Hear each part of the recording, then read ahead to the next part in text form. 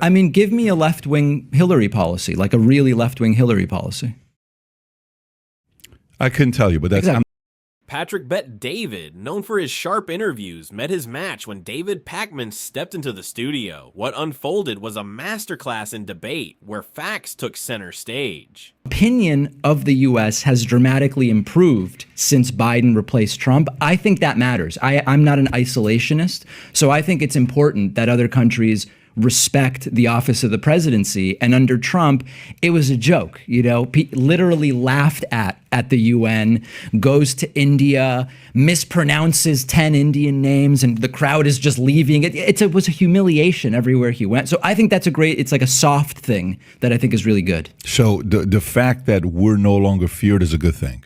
I don't know where you're getting that we are no longer feared. So you think people fear Biden? What I'm asking you is what data do you have that we are no longer feared? Well, what data is not any data to give. I mean, then how do you know it is? Well, no, but during Biden is when Russia felt comfortable bullying Ukraine. During Biden is even if you look at Afghanistan on the way we left, people on the left were not happy by the way we left Afghanistan. Which people? Even 82 billion. I can give you a lot of different names. Like who? CIA.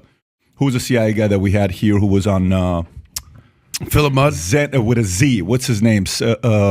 Matt Zeller. Matt Zeller, CIA agent who was on MSNBC. He called him out. He was on MSNBC. Person, right? No, but there's a lot of them though. If I actually pull it up and if I do the Google search on it, I'll find plenty of names from their own side. Let's do it. That's fine. But I think one important thing to back up is you first kind of gave me what's not really a very fair question. You go, are you not worried that the U.S. is no longer feared? So you're saying they don't fear you? But hold on. Let me finish my response. Okay. Yeah. You first presented to me, and these are a lot of conversations go like this. You present to me, is it not a concern to me that the U.S. is no longer feared?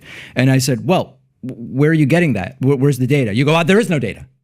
So let's first start with. What I said is it's not the fear. I didn't say there's no data. You can't pull data, no data, meaning you can't find data on fear. Then how do you know that's fear the is case? action? Fear is action. Did during Trump Russia attack Ukraine? No, that's not. Yeah. What happened with Palestine and Israel? What happened? What happened? They came together after 20-some years. What? What are you talking about when you say what? What are you talking about? Hold on. Well, he moved the capital to Jerusalem, is what you're saying. So let's. I don't know if there's been peace in the Middle East or anything like that. Has there been any progress on peace? Very limited. It wasn't the capital. Did moving the embassy? The embassy. Hold on correct, a second. Let me ask the question. Did moving the embassy from Tel Aviv to Jerusalem get us closer to peace, or did it get us further away? Do either of you guys know? I don't know if you've studied this issue. There's arguments on both ends, but it has not led to peace and prosperity in Palestine, correct? Did Trump promise, there's a very critical, clear question. Did Trump promise that Jared Kushner would solve the Israeli-Palestinian conflict during the first term? That's just overreach. a yes, no. Did he promise it? I don't know if he promised it or promises made, promises kept. He was assigned to that duty. And did it happen? Did what happen? Did Jared negotiate peace? But I don't think anybody believed that peace was happening in the Middle East. So it's okay for him to make promises that are obvious lies? But make the argument. Go back to the argument about the fact that America on all polls today is, would you say, liked? What was the word you used? So I think the really important thing when we talk about this is we talk about what we can measure. So the Gallup polling that has been done. So you trust polls? Oh, come on. But that's where we're going, though. There are conservative voices like Patrick Bet David argue America lost global respect under Biden, but Pakman asked a simple yet powerful question. Where's the evidence? Pakman exposed Patrick Bet David's logic as thin as paper, easy to rip apart. Like a house built on sand, Bet David's claims quickly collapsed. Everyone agrees America's image matters, but claiming fear without facts weakens arguments. Pakman reminded Patrick Bet David, strong opinions need stronger evidence. Pakman simplified the debate clearly. If you make bold claims, back them up, or get exposed. The discussion exploded when Patrick Bet David pivoted to Afghanistan. Pakman countered immediately, pointing out Patrick Bet David's hypocrisy. Pakman came armed with proof. Afghanistan was a disaster long before Biden. Patrick Bet David only cared once Biden took office, exposing his bias. So far, is Patrick Bet David outmatched in this debate? Sense of how the world feels about the American president. I have no reason to distrust that. There are other polls where I would have a specific reason to distrust. But we're kind of going like 10 tangents here. I think if we want to talk about, am I upset that the U.S. isn't feared? Since you brought that question forward, the appropriate thing would be for you to give me the data. But no, go back to what you said. You said U.S. is what? You said you like the fact that U.S. is liked more today under Biden? No, I didn't use that term. What was the term you used, if you don't mind saying it again? On average, countries respect the U.S. more now that Biden is president and Trump you is value that. I think it's important because can I tell you why? Sure. I think it's important because between trade and globalization and problems we deal with that don't respect the borders of countries, it's important to be, again, it's not about liked, it's not about, it's to be respected globally. I do think that actually matters. So why do you think they didn't like or respect Trump? Patrick Bet David tried challenging David Pakman on global respect for Biden, but Pakman quickly flipped it, exposing Bet David's biggest mistake about trusting polls. Polls are like mirrors. They reflect reality clearly if you use the right ones. Pakman points out Bet David was questioning the wrong type of poll. Pakman and Patrick Bet David both agree. Not all polls are equal, but Pakman made it clear. Trusted polls consistently show Biden has restored respect globally. Simply put, Pakman emphasized that respected international polls repeatedly show more countries trust the US now than under Trump. Let me know in the comments, do you agree we were more respected under Biden than what we are under Trump? Me personally, I believe we are more respected under Trump. See what you're going to say with that. Why do you think? Tell me. The guy's a joke. He is? Yeah. Okay. Tell us why. And Biden's not a joke. Well, we can talk about Biden. Oh, because Biden's like the GOAT and Trump's the joke. No. Okay, so I'm critical tell us of why Biden, he's a joke. But I think it's important to say, are we talking about Trump or are we talking about Biden?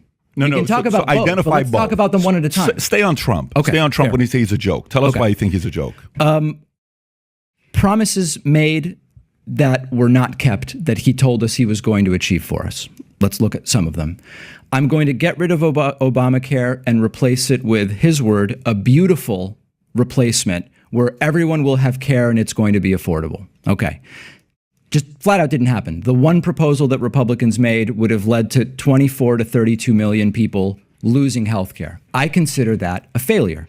I don't think Obamacare is perfect, but it's better than the thing Trump said he was going to bring us. That was just a failure. 2, build a wall across the entire U.S.-Mexico border, which Mexico is going to pay for. It's not even worth having a conversation. I mean, just a joke. Of course, completely didn't happen. Solve the Israeli-Palestinian conflict. No progress made. In fact, to be honest, and this is, if we want to delve into that, moving the embassy from Tel Aviv to Jerusalem got us further from that because it's seen as a sort of a taunting measure if you understand the internal politics of what's going on. That promise, and Mexico was going to pay for it. Yes, he was going to do tax reform, and he did tax reform. So as a policy matter, a complete and total failure. I do think maybe the First Step Act on criminal justice reform did some good things. I'm sort of glad to give him credit on that. But so, on policy, failure. And then, on rhetoric, we could spend 3 hours just looking at quotes. So I'm curious to see exactly how you think now. So Yeah. If COVID doesn't happen, does he get reelected? Yes. Why?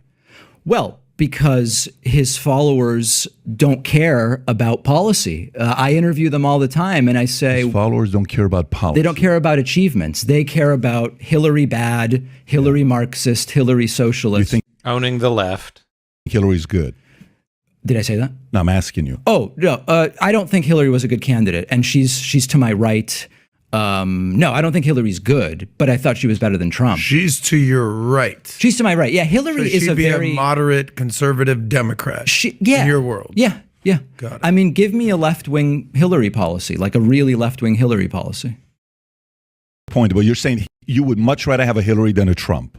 I would rather. Okay, so go back to Much rather, I don't know. So go back to he gets reelected. Why? Because his voters could care less about policies. They That's what you're couldn't saying. care less. Fine, no problem. So, but we both know that it's not the right that elects him, and it's not the left that elects whoever on the left. It's whoever's in the middle, Not true. the 8 to 12% that kind of says, you know what, I'm going to go this side, this time around, or versus more people come out for, their candidate, meaning a lot Not of people really would true. come out for Obama. Okay, so explain yourself. What it actually more depends on is who chooses to go out and vote. It's less about, there's often this idea in politics, and there's lots of people who are really good on this issue that you could talk to, Rachel Bidikofer and even Frank Luntz, even though he's partisan, I think he would concede this as well. He's The on the pollster, right. you mean, Yes. Frank Luntz, yeah. The idea of the swing independent voter that sometimes on presidential elections will vote for a Republican and sometimes a Democrat, very, very small percentage of people. More common is that a candidate either activates people to vote or those same people just stay home. In the US, we have an embarrassingly low voter turnout. It's between usually 52 and 60%, I think. Mm-hmm. So almost half the electorate isn't even voting. It's less about people who vote one way and then another way. It's more about people who say, I'm just going to stay home versus I'm going to go out and vote. If they vote, it's clear. So you're saying that the middle voter doesn't matter at all? No, I didn't say that. So what are you saying then? I said they matter much less than who is partisan chooses to vote. But or it's to stay fair home. to say that, okay, if he continues and there's no COVID, he would get reelected. And do you think let's specifically target the middle? Forget the people on the side that would show up. Well, okay? but why? That's the question I want to do with you right now. So if we specifically focus on the middle, the independent, the libertarians, would they have chosen to stick with Trump, or would most have wanted to replace him with somebody else? It's a polling question. I don't have the data. Well, you're the poll guy, so I'm asking you. I don't have the data in front of me. Okay, I'd be curious to know. So but you're also correcting me to say that's not true. That's the middle and the independents that didn't elect him. You're saying it's who showed up that elected him. As a general concept, Right. Elections swing less based on independents who sometimes vote Republican and Democrat. That's a small factor. A bigger factor is, are voters activated by their candidate, or are they deactivated where they go, I don't like this person, but I'm definitely not voting for that one. I'll stay home. So Isn't it a bit of both, though? It's a bit of both. Because but what we I'm all saying is saw it's what more happened in one the than Rust other. Belt. We've seen countless stories about, I voted for Obama. I'm not racist. I voted for Obama. What are you talking about? I voted for Bush, then I voted for Obama, and then Trump showed up. He made some promises. He was in the Midwest. He was out there. He was reaching out, touching hands. Hillary was too busy in New Mexico and Arizona. I decided to vote for Trump. I was sort of done with Trump. Now I'm back on Biden. Yeah, we see so many stories like that, though, these independents. That's an anecdote. And so I think anecdotes are fine. But one of the things that is important is to zoom out from anecdotes and to look at the broader data. And the other thing that's important is a lot of that cross voting, it cancels each other out because you see roughly the same amount from one side versus the other. And what I mean by that is there was, if you look at the crossover in 2016, the number of Democrats who decided to vote Trump in 2016 was very similar to the number of Democrats who decided to vote McCain in 2008. So it's a roughly predictable number. You're talking about Democrats who have switched. Patrick Bet David thought voters only cared about slamming Hillary Clinton, but David Pakman dismantled his entire argument, exposing a big misunderstanding about American voters. Pakman argues voters don't just swing between candidates. Instead, it's about who motivates people to actually vote. Patrick Bet David thought otherwise, until this conversation got real. Elections aren't a pendulum swinging randomly. Pakman makes it clear they're like switches. Candidates either turn voters on, or voters simply stay off. Patrick Bet David and Pakman both agreed motivating voters matters, but Pakman clarified exactly how much it matters beyond mere anecdotes. Pakman proves understanding voter behavior is crucial for predicting elections. Patrick Bet David learned that the hard way. Pakman didn't just speak, he backed it up with real data. US elections swing significantly on turnout, not just a small group of undecided voters. Did Pakman school Bet David about voter behavior? Let us know in the comments. Subscribe,